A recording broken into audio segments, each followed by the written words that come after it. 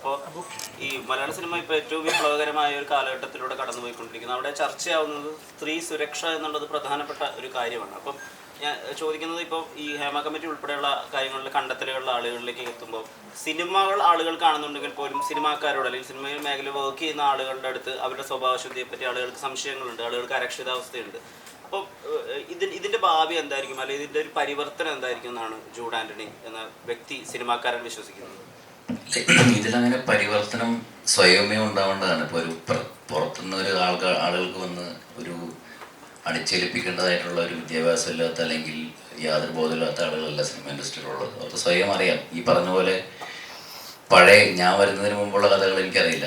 ഞാൻ അസിസ്റ്റേറ്ററായിട്ട് വന്ന കാലം മുതൽ ഒരു പെൺകുട്ടിയുടെ അടുത്ത് എന്തെങ്കിലും മോശമായ രീതിയിൽ ഒരാൾ സംസാരിച്ചാൽ അപ്പം തന്നെ സ്പോട്ടിൽ മറുപടി കിട്ടുന്ന തരത്തിലുള്ള സ്ത്രീകളായിട്ടാണ് ഞാൻ വർക്ക് ചെയ്തിട്ടുള്ളൂ. എൻ്റെ പടത്തിൽ വർക്ക് ചെയ്ത ആരായാലും, ഇപ്പം എൻ്റെ സിനിമയിൽ വർക്ക് ചെയ്യുന്ന സ്ത്രീ ആയാലും, അപർണ ബാലമുരളി, അന്നാബൻ അല്ലെങ്കിൽ തൻവീറാം, അങ്ങനെ എല്ലാവരും അങ്ങനത്തെ ആൾക്കാരാണ്. ഒരിക്കലും എനിക്ക് അങ്ങനത്തെ ഒരു സിറ്റുവേഷൻ ഞാൻ കണ്ടില്ല. അതിനർത്ഥം ഇല്ല എന്നല്ല.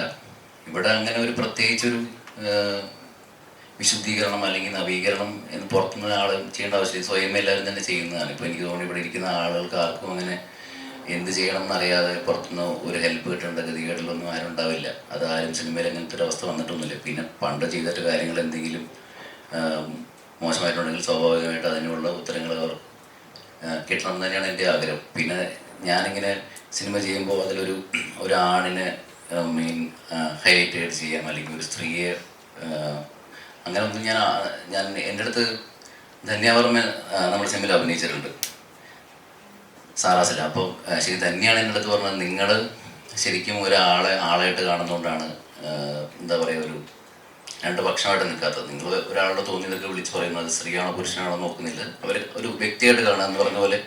ഫസ്റ്റ് പടം ചെയ്യുന്ന സമയത്ത് എനിക്ക് ആ കഥയാണ് ഇഷ്ടപ്പെട്ടത്. പൂജ മാത്യു എന്നുള്ള ഒരു കുട്ടിക്ക് തോന്നുന്നതിൽ ഇഷ്ടം, അവൾക്ക് ഒരു സ്റ്റോറിയാണ് എനിക്ക് ഇഷ്ടപ്പെട്ടത്. എൻ്റെ മുത്തശ്ശികതയിലും എനിക്കൊരു പ്രായമുള്ളൊരു അമ്മച്ചിക്ക് കുറേ ആഗ്രഹങ്ങൾ ചെയ്യണമെന്ന ഒരു ആഗ്രഹം, അതെനിക്കിഷ്ടപ്പെട്ട കഥയാണ്.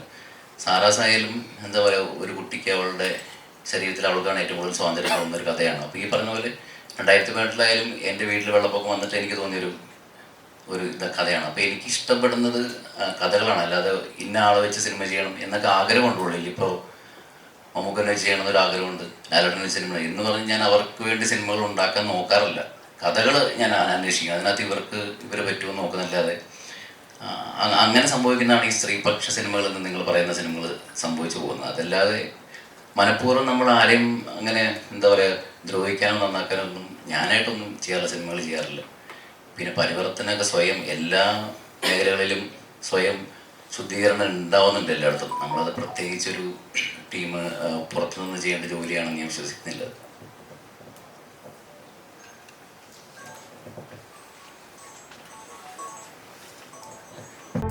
കൂടുതൽ വീഡിയോസിനായി B4 Place ഫോളോ ചെയ്യൂ, സബ്സ്ക്രൈബ് ചെയ്യൂ.